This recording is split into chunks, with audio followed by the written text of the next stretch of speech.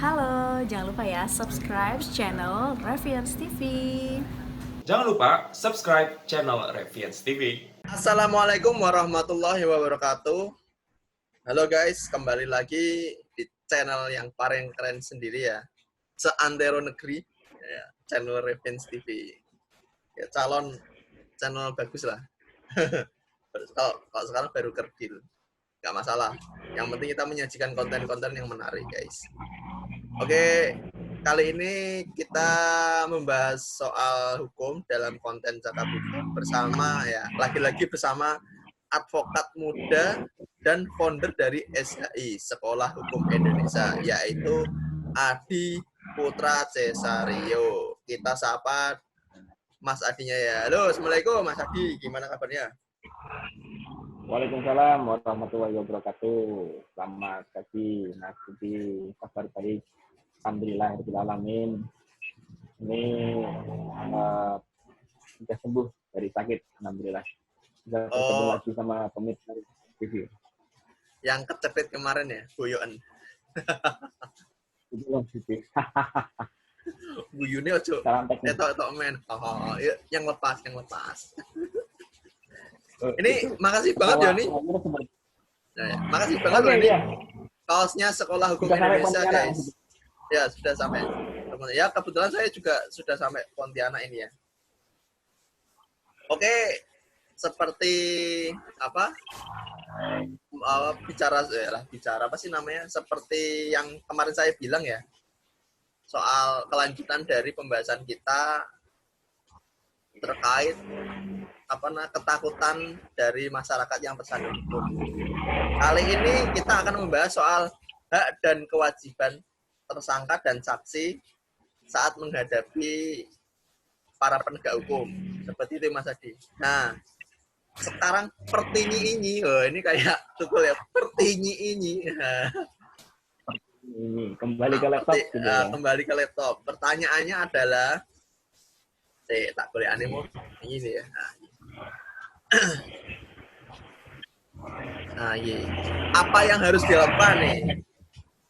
Apa yang harus dilakukan oleh seseorang yang berstatus tersangka jika dia menghadapi para penegak hukum? Coba gimana Mas Adi? Pertanyaan sangat betul sekali Mas. Apa yang harus dilakukan ketika kita berposisi sebagai tersangka?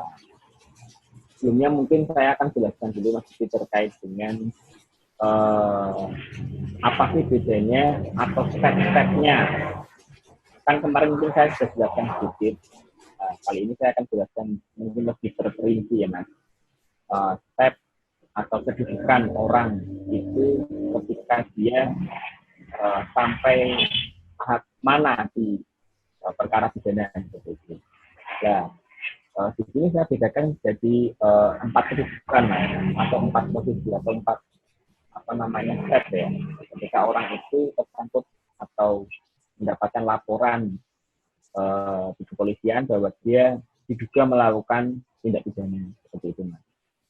Nah, 4 kedudukannya apa? Yang pertama itu terlapor Mas. Kemudian yang kedua ada tersangka. Kemudian yang ketiga ada terdakwa, yang keempat ada terpidana. Kemarin saya sudah jelaskan secara singkat terkait hal tersebut. Nah, kali ini saya akan jelaskan terkait dengan hak dan kewajibannya ya Mas. Kemudian apa sih yang bisa kita lakukan ketika kita dalam posisi tersebut. Nah, saya akan jelaskan dulu ini. Tadi ada 4 kedudukan Mas. Agar ini pemirsa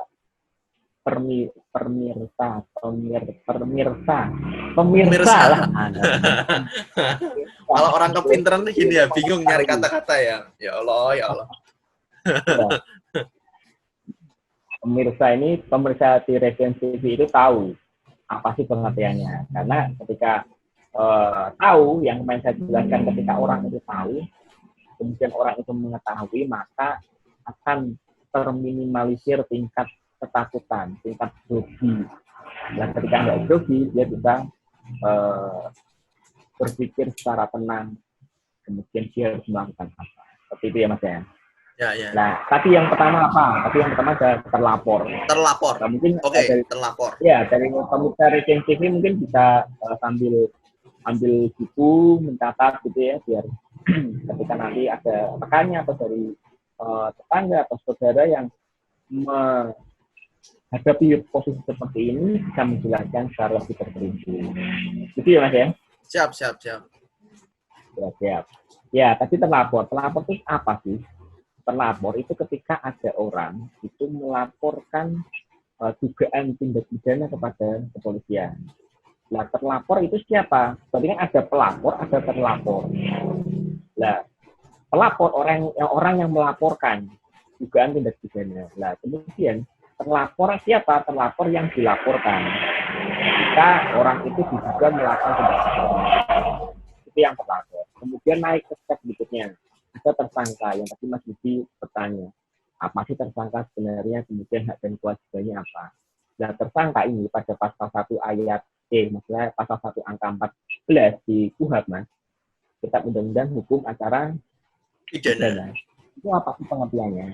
Orang yang karena perbuatannya atau keadaannya berdasarkan bukti permulaan patut diduga sebagai pelaku tindak pidana. Nah, dalam hal ini ada saya bagi tiga apa ya, biar mudah menghafalkannya. 3 bagian dari pengertian di pasal 1 angka 14. Orang yang karena perbuatannya, atau orang yang karena perbuatannya atau keadaannya itu yang perlu digarisbawahi. Berarti ketika ada orang kemudian melakukan sebuah perbuatan dan atau karena keadaannya, dan unsur kedua adalah berdasarkan bukti permulaan yang patut diduga. Nah, yang sesi episode kemarin kan saya sudah jelaskan apa sih bukti permulaan. Nah, bukti permulaan ini sangatlah penting ya, Budi. Untuk apa? Untuk mengambil kesimpulan dari pihak kepolisian bahwa orang itu memang benar-benar melakukan atau diduga benar-benar melakukan tindakan. Nah, itu unsur yang kedua. Tapi yang pertama ada orang yang karena perbuatannya atau keadaannya kemudian berdasarkan bukti permulaan yang patut diduga. Bukti permulaannya. Kemudian sebagai pelaku tindak pidana dalam perkara pidana. Itu pasal 1 ayat angka 3 KUHP. Hafal ini ya pemirsa Regen TV ya. Orang yang karena perbuatannya atau keadaannya berdasarkan bukti permulaan dalam patut perkara diduga. tidak pidana. Siap. Seperti itu. Nah, nanti biar pemirsa Regen TV kalau saya bagi unsurnya seperti itu, ini bisa lebih cepat menghafal. Timbang nanti saya cuma ceritakan atau saya uraikan secara penuh gitu ya, tanpa saya membagi-bagi unsur-unsurnya. Siap. Itu yang tersangka. Nah, jadi kan ada sangkaan di situ, ada sangkaan melakukan tindak pidana. Nah, ketika tidak ada sangkaan, kemudian ketika tidak ada bukti permulaan, maka nah ini pemirsa Regen TV bisa menyimpulkan ketika tidak ada bukti permulaan, kemudian ketika tidak ada sangkaan untuk melakukan tindak pidana, nah berarti bisa gugur ya kan? Gugur, benar. Tersangka ini. Karena Nah, bukti betul. permulaannya nggak ada, gitu kan? Betul Mas Budi. Seperti itulah bukti permulaan sangat penting. Jadi orang yang melaporkan ada dugaan tindak pidana itu pasti diterima, Mas. Saya yakin dari pihak kepolisian pasti akan menerima. Ya, karena undang-undangnya demikian ya. Iya, karena kemudian pihak kepolisian menurut saya itu pasti akan menganalisa ada nggak ini bukti permulaan seperti itu. Nah, ketika ada, maka proseslah selanjutnya seperti itu, diperhentikan dan sebagainya. Nah, kemudian itu yang tersangka. Nah, apa sih terdakwa? Dengan ada terlapor, tersangka dan terdakwa. Nah, di pasal 1 angka 15 itu di Kitab Undang-Undang Hukum Acara Pidana. Apa itu terdakwa? Terdakwa adalah seorang tersangka yang dituntut, diperiksa dan diadili di sidang pengadilan harus ada bukti yang cukup. Nah, ini saya bedakan lagi unsurnya. Seorang tersangka. Nah, tadi kan sudah naik mas tingkatannya. Ya, Kan betul, betul. Dari tersangka ke terdakwa ya.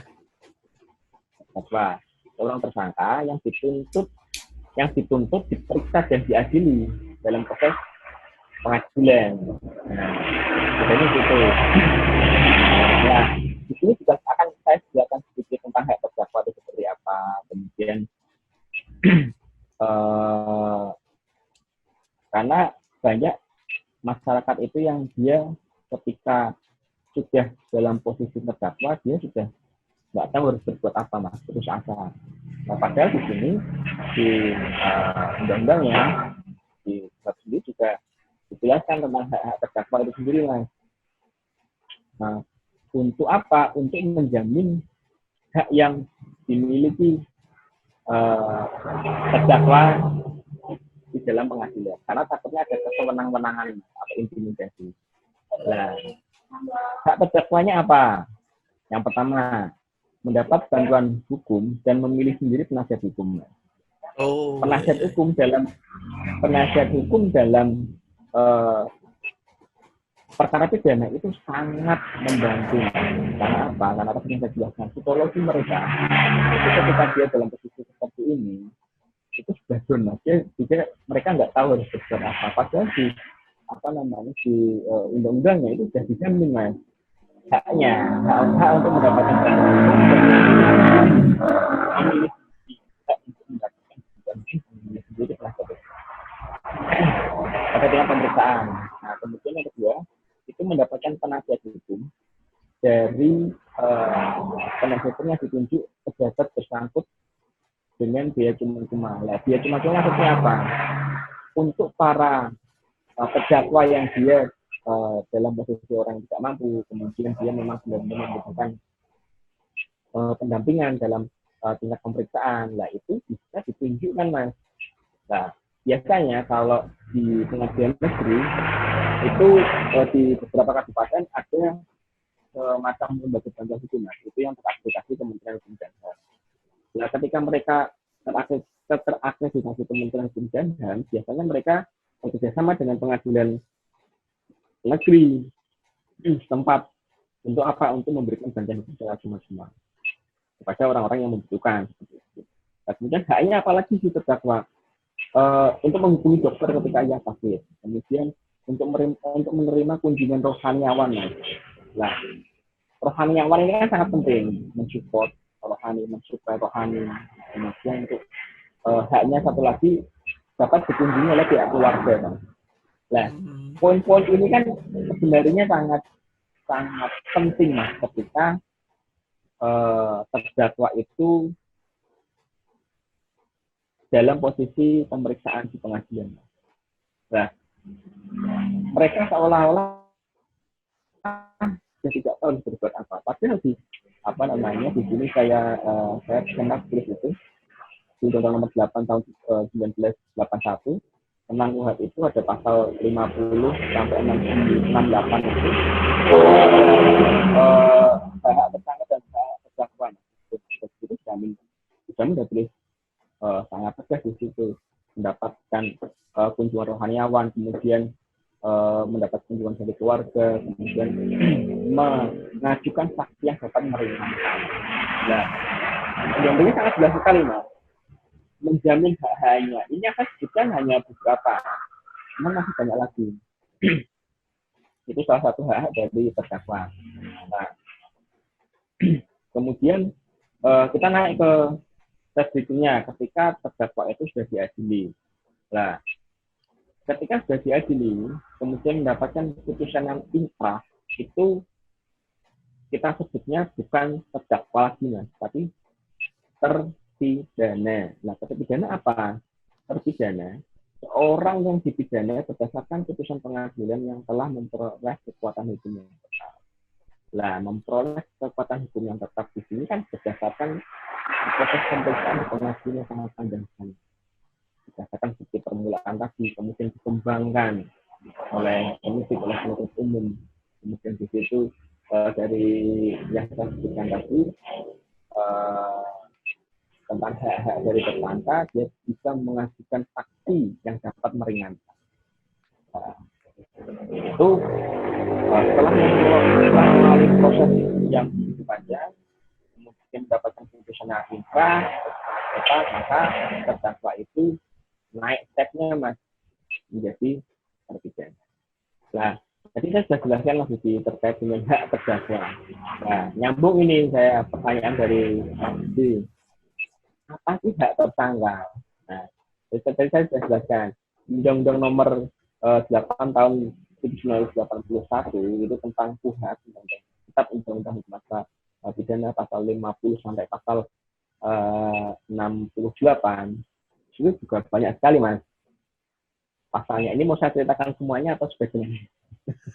Ya, secara singkat aja. Soalnya setidaknya teman-teman itu tahu, teman-teman itu tahu bahwa pertama saat dia berstatus tersangka itu dia memiliki hak dan kewajiban.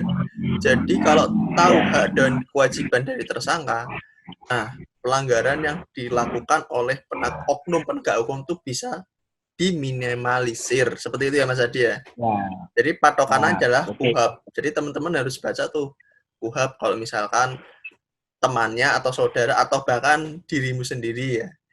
Teman-teman sendiri yang terkena kasus mungkin hukum. Ya, mungkin gini Mas Yudi, untuk mempermudah Referensi TV, mungkin ketika mereka mendapatkan teman atau saudara yang dia tersangkut perkara seperti ini, dan mereka bingung harus bertanya gimana, mungkin di kolom deskripsi ini dari channel Referensi TV bisa dikasih mungkin kontak person dari tim di kantor saya, atau nanti di tim bagian biar komunikasinya bisa seperti itu Mas Yudi. Oh ya, Oke, siap. ya. Siap. Berarti nanti ada di deskripsi ya linknya ya. Ada WA, kontak person dari timnya kantor advokat tadi, Putra Cesario. Siap. Ya, ini saya ada sponsor, alhamdulillah. Ya, itu bukan sponsor resmi itu. Ini kalau bahasa Jawanya ngelak. Ngelak itu kalau internetnya nggak lancar tuh ngelak. Ngelak. Jadi teman-teman ngeri ya. Oh, mau dilanjutkan lagi? Oh, ya belum nih. Ini mau saya lanjutkan atau enggak nih? Oh, dilanjutkan. Ayo lanjut lagi. Tapi hak tersangka ya. Ya. Di Undang Nomor 8 tahun 1981 tentang HAM, ini di pasal 50 sampai pasal 68. Ini saya jelaskan secara ada ya, bahwa tersangka itu berhak segera mendapatkan pemeriksaan oleh penyidik untuk diajukan kepada penuntut umum. Nah, stepnya kan tadi kan tersangka itu diperiksa oleh penyidik dulu mas ya. Nah, ketika penyidikan nanti setelah sudah selesai akan dinaikkan ke penuntut umum. Dan tersangka itu dia berhak untuk mendapatkan pemeriksaan, untuk segera mendapatkan pemeriksaan. Nah, biar apa? Biar mungkin kalau misal dari tersangka ini ada penahanan di situ, biar prosesnya itu lebih cepat.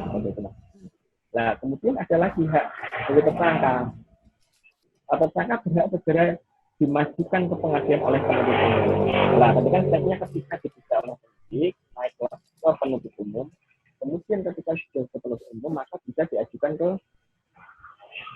pengadilan. Nah, tersangka itu berhak mas segera dimajukan ke pengadilan oleh penuntut umum, seperti itu mas. Nah, ada lagi haknya, termasuk tersangka berhak untuk diberitahu dengan jelas, maksudnya dalam bahasa yang lebih mengerti. Banyak seperti ini mas, ketika orang-orang di daerah, dia mungkin kebiasaannya selalu kalau di Jawa ya kebiasaannya selalu menggunakan bahasa Jawa, kemudian ketika diperiksa menggunakan bahasa Indonesia mungkin dia kurang paham lah. Tersangka itu berhak untuk diberitahu dengan jelas dalam bahasa yang dimengerti tentang sangkaan pada waktu pemeriksaan oleh kepolisian, seperti itu mas. Nah, jadi hak tersangka ketika dia nggak paham, ketika saya gambarkan orang ini nggak bisa bahasa Indonesia ya. Walaupun di tahun 2020 ini cuman saya sering mendapatkan klien itu yang dia bisanya bahasa Jawa, saya otomatis harus menyesuaikan karena itu nggak mereka. Nah, di Undang-Undang 8 tahun 1981 ini dijamin dengan hak tersangka untuk mendapatkan penjelasan bahasa tentang sangkaannya yang diberikan kepada tersangka itu. Dan kemudian yang tadi saya jelaskan dapat didampingi oleh penasihat hukum, kemudian waktu penahanan itu berhak menghubungi penasihat hukum, Mas. Banyak dari mereka yang tidak mengetahui, Mas, ketika ditahan, wah aku nggak bisa buat apa-apa nih, aku apa aja, salah lah. Di dalam undang-undangnya itu dijamin, Mas, bahwa waktu penahanan tersangka itu berhak menghubungi penasihat hukum. Nah, berhak juga menghubungi dokter, Mas, ketika dia mengeluh atau ada sakit yang itu dia ijab sebelum dia ada proses penahanan seperti itu, Mas. Dia berhak. Nah, kemudian ini yang mungkin harus saya jelaskan juga di pasal 19 ayat 1 Kitab Undang-Undang Acara Pidana itu tersangka bisa minta dilepaskan setelah 1 kali 24 jam. Ketika ada proses pemeriksaan, gitu, Mas. Kemudian tersangka itu juga harus mendapatkan jaminan tidak diintimidasi. Nah, itu tadi.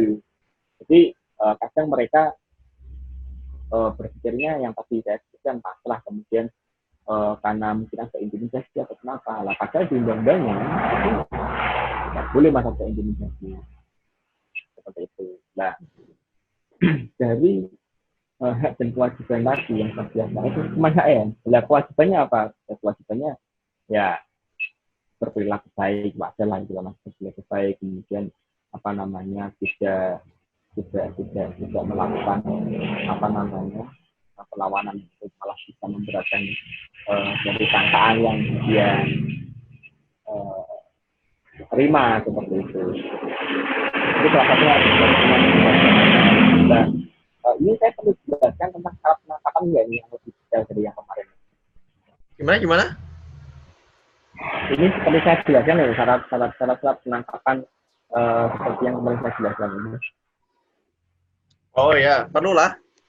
Tapi seperti sebentar Mas Adi, kita mungkin mempertegas bahwa ya, seorang tersangka, malah tadi udah dijelaskan sama Mas Adi bahwa sampai status terdakwa dan terpidana itu punya hak dan kewajiban. Bisa dilihat di KUH. KUHAP ya, singkatannya, bisa dilihat di KUHAP. Nah, di situ dijelaskan bahwa saat teman-teman tersandung masalah hukum dan berstatus tersangka itu punya hak, yaitu pertama mendapatkan layanan bantuan hukum. Terus kalau misalkan sakit, minta apa namanya dokter ya untuk memeriksa keluhannya. Terus rohaniawan itu yang mungkin orang-orang nggak tahu ya, malah pasrah di situ ya. Sebenarnya ada hak-hak yang lain yang bisa dibaca di KUHAP itu sendiri. Jadi masyarakat nggak perlu takut apabila dia berstatus tersangka. Maksudnya dalam hal ini ya, ancaman mungkin apa namanya tindakan oknum dari penegak hukum yang kurang baik seperti itu. Nah, silakan masih diteruskan mengenai syarat-syarat penangkapan. Ya, ketika ada laporan, kemudian dari pihak kepolisian tadi menganalisa terkait dengan bukti permulaan, kemudian dari yang terlapor ditingkatkan statusnya menjadi tersangka. Nah, kemudian apakah dari kepolisian itu juga ada pertimbangan, Mas? Apakah perlu adanya penangkapan? Nah, ketika dirasa perlu adanya penangkapan, itu berdasarkan pertimbangan juga, Mas. Jadi pihak kepolisian itu juga ada pertimbangan tentang penangkapan yang akan dilakukan. Nah, pertimbangannya apa? Apakah seimbang, Mas? Seimbang apa maksudnya? Apakah seimbang antara tindakan yang dilakukan dengan beban ancaman? Nah, itu sangat penting sekali, Mas. Jadi dari pihak kepolisian dalam hal ini juga tidak serta merta itu tak karep dewi mas bermenang-menang gitu. Ono pelaporan ada terlapor wah ini bukti permulaannya masuk nih terus anggur ada penangkapan. Nah dari pihak kepolisian itu dia melakukan analisa dulu mas atau mempertimbangkan apakah perkara itu perlu adanya penangkapan atau tidak. Dan berdasarkan apa? Berdasarkan apakah seimbang nih antara tindakan yang dilakukan dengan butuh ancaman. Kemudian ketika itu dirasa perlu, maka dari pihak kepolisian pun dia berhak dan bisa melakukan penangkapan. Nah, berdasarkan apa? Berdasarkan yang tadi saya jelaskan mas, wajib dengan bukti permulaan, kemudian tidak bersewenang-wenang, kemudian tidak pada landasan hukum. Landasan hukumnya apa? Kalau misal pidana ya berdasarkan dengan kitab undang-undang hukum pidana mas. Apakah itu berdasarkan pasal 178, penipuan, atau pencurian, atau pembunuhan seperti itu. Dan tidak menggunakan kekerasan. Nah, tapi yang saya jelaskan juga mempertimbangkan tentang keseimbangan tadi, juga mempertimbangkan pengalaman tentang menghormati hak-hak tersangka. Nah, ini tadi yang sangat menarik mas Putri. Jadi pihak kepolisian itu harus mempertimbangkan dan menghormati hak-hak tersangka dalam penangkapan dan juga menghormati hak-hak setelah tersangka itu ditangkap mas. Lah hanya tadi saya sudah jelaskan mas. Jadi harus menghormati dan dalam hal ini tidak ada kesewenang-wenangan, tidak ada intimidasi, tidak ada kekerasan seperti itu. Itu dan seperti itu. Nah kemudian mempertimbangkan apa lagi? Mempertimbangkan tentang penangkapan. Penangkapannya itu bukan merupakan hukuman, mas. Banyak bagi tersangka itu dia salah mengartikan, mas. Wah aku ditangkap, aku dihukum. Belum tentu. Nah, kalau bukti permulaannya salah, kemudian tersangka tidak bisa, mas. Jadi pihak kepolisian juga mempertimbangkan tentang penangkapannya itu bukan merupakan hukuman seperti itu. Jadi salah satu syarat-syarat yang pihak kepolisian mempertimbangkan dan dalam hal ini mungkin pembicara yang jadi belum tahu tapi pihak kepolisian ini merasa penangkapan kemudian dia berpikirnya bagaimana dan kemudian syarat-syaratnya apa kemudian landasannya apa ini saya jelaskan secara singkat dan mudah-mudahan dari pemirsa Revian TV itu dia paham mas dan tahu seperti itu mas Yudi. Wah siap. Wah ini saya juga malah belum tahu nih. Jadi teman-teman Revian TV dapat informasi tambahan ya ini. Wah nggak cuman dapat ya ini kaya akan ilmu ini. Jadi setiap ada penangkapan itu belum tentu hukuman ya karena itu tadi masih panjang untuk mendapatkan di vonis ya. Vonis itu hakim lah yang menentukan yang salah dan tidaknya itu hakim. Jadi waktu penangkapan itu bukan suatu hukuman, tapi proses dari menuju ke vonis itu ya mas ya. Ya betul mas Yudi. Dan ini lagi mas Yudi. Ketika ada penangkapan, kemudian dari pihak kepolisian juga mempertimbangkan mas, apakah perlu ada penahanan atau tidak mas. Nah, penahanan itu juga tidak sewenang-wenang mas saya mas. Harus ada pertimbangan juga. Nah, salah satu pertimbangan ketika tersangka itu ditahan, salah satunya adalah ketika kepolisian itu mempertimbangkan tentang ketakutan dari tersangka menghilangkan alat bukti mas. Kemudian dari pihak tersangka melarikan diri.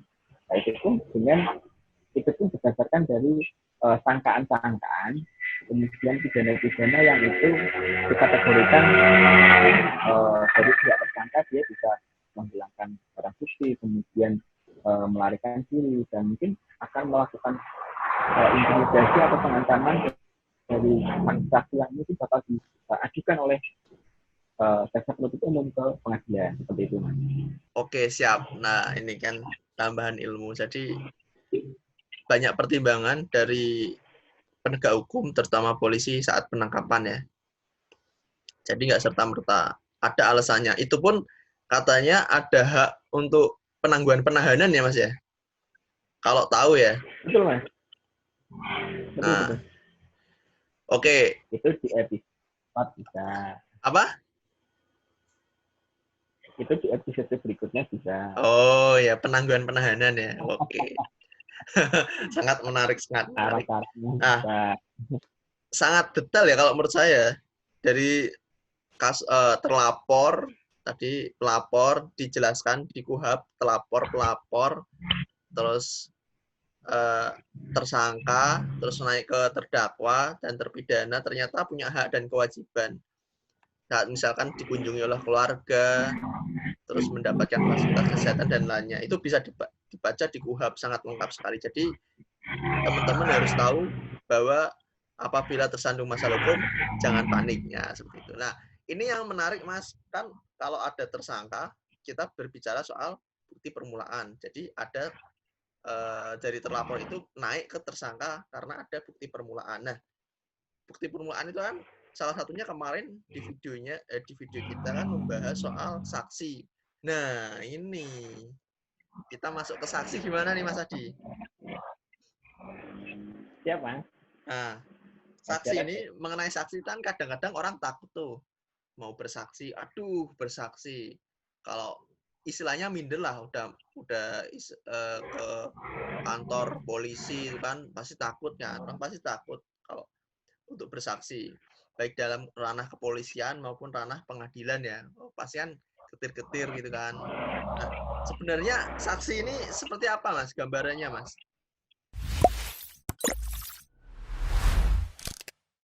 Halo, jangan lupa ya subscribe channel Revians TV. Jangan lupa subscribe channel Revians TV.